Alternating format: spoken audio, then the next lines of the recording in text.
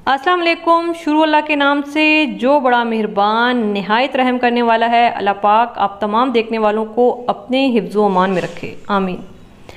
बकरा ईद सीरीज़ की एक और ज़बरदस्त रेसिपी बनाएंगे कोरमा मसाला। ये भी मेरे पास फरमाइश आई थी कि कोरमा मसाला भी बनाना सिखाएं और इसके साथ बीफ कोरमे की रेसिपी दें।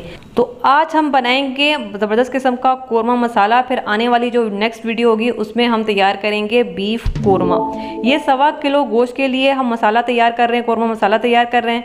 अगर आपको 2.5 किलो गोश्त के लिए मसाला चाहिए तो वो डिस्क्रिप्शन में मैं दे दूँगी, आप वहाँ से देख लीजिएगा। रेसिपी स्टार्ट करेंगे। बिस्मिल्लाहिर्रहमानिर्रहीम। सबसे पहले मैं 1/2 टेबल स्पून सौंफ ग्राइंडर में डालूंगी क्योंकि हमने मसालों को पीसना है। इसके अलावा 3 टेबल स्पून मैं इसमें डालूंगी साबित धनिया। ठीक है, 3 टेबल स्पून इसमें साबित धनिया जाएगा।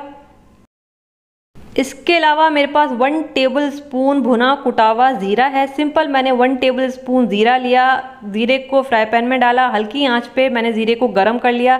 जब अच्छी सी खुशबू आना स्टार्ट हो गई, ज़ीरा निकाल लिया और मैंने इसको इस तरह से कूट लिया है। तो भुना कुटावा ज़ीरा इसमें जाएगा 1 टेबल स्पून।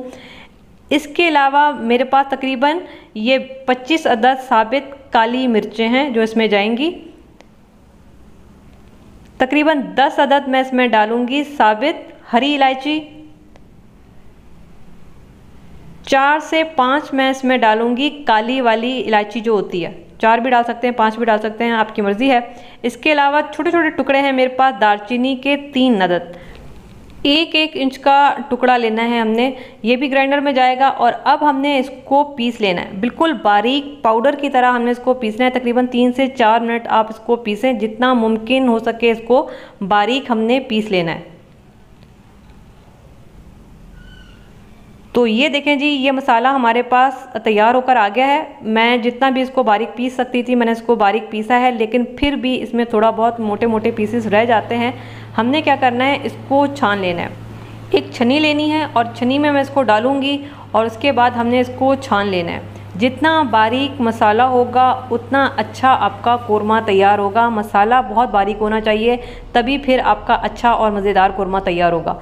बिल्कुल हमने इसको छान लेना है और जितना मुमकिन हो सके हमने इसमें से बारीक मसाला निकाल लेना है।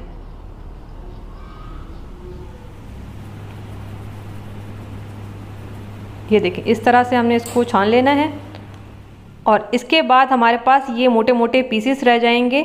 ये देखें, ये हमारे पास मोटे मोटे पीसेस रह गए हैं और ये हमारे पास बारीक मसाला जो है वो तैयार होकर आ गया है। लेकिन इसमें से अभी मुझे लगता है कि मज़ीद थोड़ा सा मसाला निकल सकता है। मैं इसको दोबारा से ग्राइंडर में डाल रही हूँ। एक दफ़ा फिर मैं इसको बारीक पीस लूँगी, देखती हूँ इसमें से कितना मसाला निकल सकता है। तो हमने इसको दोबारा से एक दफ़ा पीस लेना है, कोई भी चीज़ हमने ज़ाया नहीं करनी है। तो ये देखिए, फ़ाइनल मसाला हमारे पास तैयार होकर आ गया है। मैंने दोबारा से उस मसाले को पीसा था और ये अब छिलके हमारे पास आ गए हैं। अब ये मज़ीद नहीं पीसे जा सकते, इसको मैं ज़ाया कर दूँगी। ये मसाला हमारे पास आ गया है। इस मसाले में हम मज़ीद चीज़ें ऐड करेंगे। तो सबसे पहले मैं इसमें डालूंगी हरी इलायची। तकरीबन 10 अदद मैं इसमें हरी इलायची डाल रही हूँ।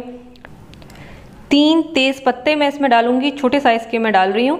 अगर बड़ी साइज़ का है तो आप तोड़ के डालिएगा एक।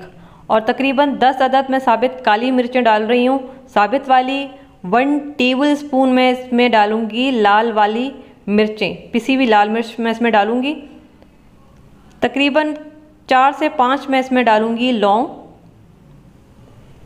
जायफल जावित्री का पाउडर है, 1/4 टीस्पून जायफल पाउडर है, 1/4 टीस्पून मेरे पास जावित्री पाउडर है। ये मसाले मैं घर में किस तरह से पीसती हूँ इसकी रेसिपी भी मैं आप लोगों को दे चुकी हूँ, ऊपर आई लिंक में दे दूँगी, आप वहाँ से देख लीजिएगा कि मैं घर में मसाले किस तरह से पीस के रखती हूँ। धनिया पाउडर, जायफल जावित्री, ये किस तरह से पीसती हूँ। 1 टेबल स्पून कश्मीरी लाल मिर्च, ये तेज़ नहीं होती हैं, ये सिर्फ कलर के लिए होती हैं, कोरमे में जो अच्छा कलर चाहिए होता है। और अब हमने इन सारी चीज़ों को मिक्स करना है, सारी चीज़ें अच्छे से मिक्स हो जाए। नमक मैंने ऐड नहीं किया, वो क्योंकि हर घर का अपना हिसाब किताब होता है, तो नमक हम उसी वक्त ऐड करेंगे जब कोरमा तैयार करेंगे। यहाँ पे मैंने क्या किया कि सारे मसालों को मिक्स कर लिया और ये हमारा कोरमा मसाला तैयार है। तकरीबन 1 से 1.25 किलो गोश्त के लिए आपने इसको किसी भी एयर टाइट बॉटल में डालना है और तकरीबन 20 से 25 दिन के लिए आप आराम से इसको स्टोर कर सकते हैं और इस्तेमाल कर सकते हैं।